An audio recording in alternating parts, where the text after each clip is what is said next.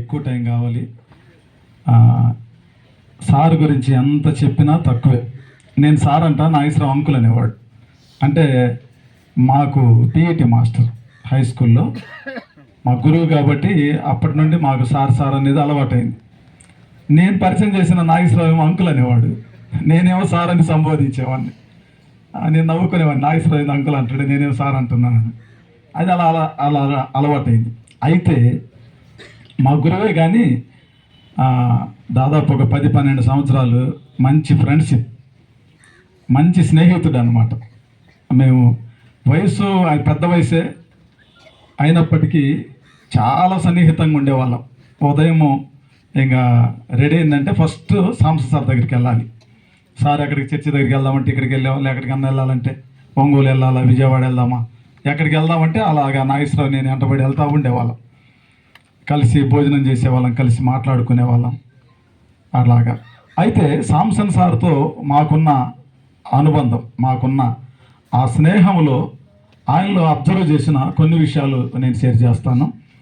పాస్టర్లు అంటే సాంసన్ సార్కి చాలా ఇష్టం.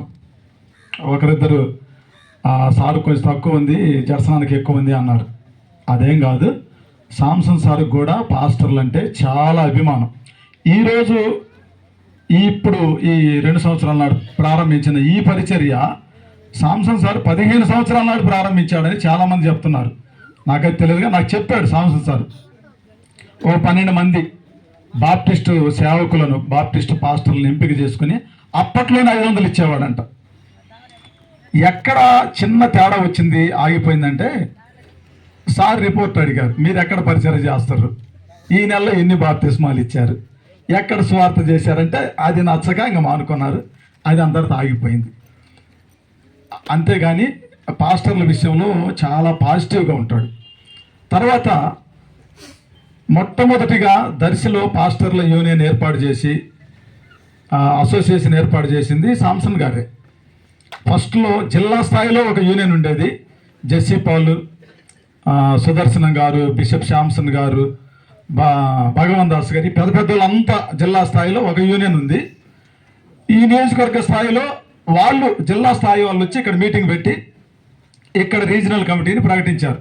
అప్పుడు రీజనల్ సెక్రటరీ అని ఆ పోస్ట్ పెట్టి నియోజకవర్గ స్థాయిలో అనుపత్తి సాంసన్ గారిని ఎంపిక చేయడం జరిగింది. ఆ తర్వాత కొంత కమిటీ ఏర్పాటు చేశారు. ఆ కమిటీలో నేనైతే వద్దని చెప్పాను, నన్ను వద్దులే సార్, నువ్వు ఉన్నావు కదా చాలని నేను కొంచెం పక్కన ఉండేవాడిని. ఏసన్న కూడా ట్రెజరర్గా, ఇంకా చాలామంది ఆ కమిటీలో ఉన్నారు. ఇమ్మానియల్ ఉండేవాడు, ఇంకా చాలామంది.